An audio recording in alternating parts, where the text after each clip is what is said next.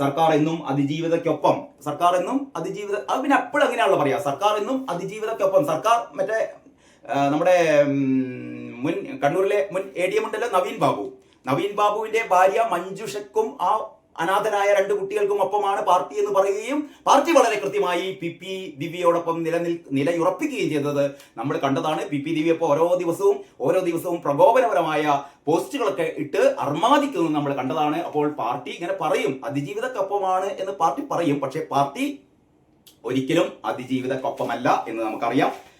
പിന്നീട് എക്കാലത്തും അതിജീവിതക്കൊപ്പം സർക്കാർ അപ്പീൽ നൽകും മന്ത്രി P രാജീവ് എന്ന് പറയുന്നു. LDF സർക്കാർ അല്ലായിരുന്നുവെങ്കിൽ സ്വതന്ത്രമായ അന്വേഷണം, അതിലും രാഷ്ട്രീയം. അതായത് LDF സർക്കാർ ആയതുകൊണ്ടാണ്, LDF സർക്കാർ അല്ലായിരുന്നെങ്കിൽ സ്വതന്ത്രമായ അന്വേഷണം നടക്കില്ലായിരുന്നു. അപ്പൊ ഈ പിണറായി വിജയൻ ഭരിച്ചില്ല എങ്കിൽ ഈ നാട്ടിൽ സ്വതന്ത്രമായ അന്വേഷണം നടക്കില്ല പറയുന്നതിന് എന്തും വായിൽ തോന്നിയത് കോതക്ക് പാട്ട് എന്നൊക്കെ പറയുന്ന പോലെ അങ്ങോട്ട് പറഞ്ഞ് തട്ടിവിടല്ലേ. പിണറായി വിജയൻ ഇല്ലെങ്കിൽ ഇവിടെ നിഷ്പക്ഷ അന്വേഷണം നടക്കില്ല എന്ന്. ഏതായാലും പിണറായി വിജയൻ ഉള്ളതുകൊണ്ട് നിഷ്പക്ഷ അന്വേഷണം നടത്തി എന്നാണല്ലോ ഇവർ പറയുന്നത്. പക്ഷെ അങ്ങനെയല്ല, നടത്തിയിട്ടില്ല എന്നാണ്.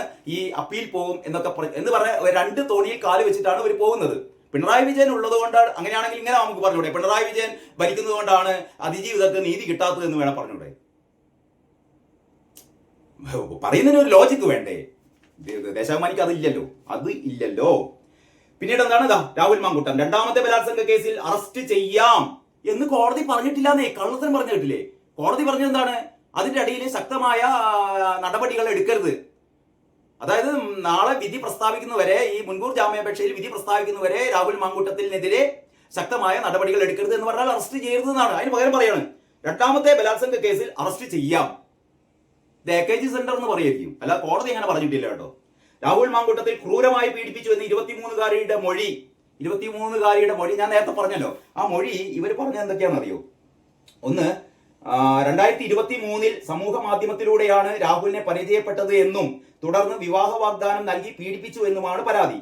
KPCC പ്രസിഡന്റ് സണ്ണി ജോസഫ്, സോണിയാഗാന്ധി, പ്രിയങ്ക ഗാന്ധി എന്നിവർക്ക് ഇമെയിൽ അയച്ച പരാതി മാധ്യമങ്ങളിൽ വന്നതോടെയാണ് ഗത്യന്തരമില്ലാതെ കോൺഗ്രസ് നേതൃത്വം അത് സംസ്ഥാന പോലീസ് മേധാവിക്ക് കൈമാറിയത്.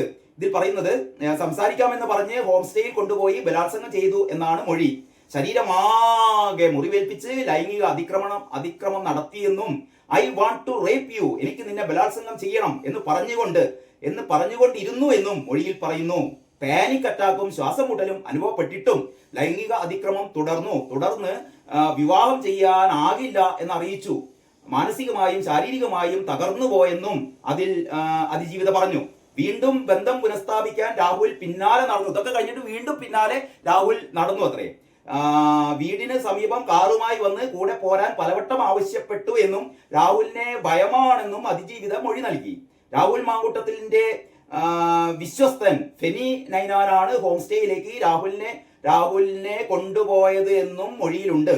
വ്യാജ ID കാർഡ് കേസിൽ പ്രതിസ്ഥാനത്തുള്ള ഫെനി അടൂർ നഗരസഭയിലേക്കുള്ള UDF സ്ഥാനാർത്ഥിയാണ്. അതിൽ വലിയ കാര്യമൊന്നുമില്ല. കാരണം 20 വർഷം പോലീസിന് നേരെ ബോംബെറിഞ്ഞ് 20 വർഷം കഠിന തടവിന് ശിക്ഷിക്കപ്പെട്ട പ്രതി CPM-ന്റെ ചിഹ്നത്തിൽ മത്സരിക്കുന്നുണ്ട്. അത് മത്സരിക്കാം. ഞങ്ങൾക്ക് പോലീസിനെതിരെ ബോംബെറിഞ്ഞ് 20 വർഷം കഠിന തടവിന് ശിക്ഷിച്ച ഞങ്ങൾക്ക് മത്സരിക്കാം.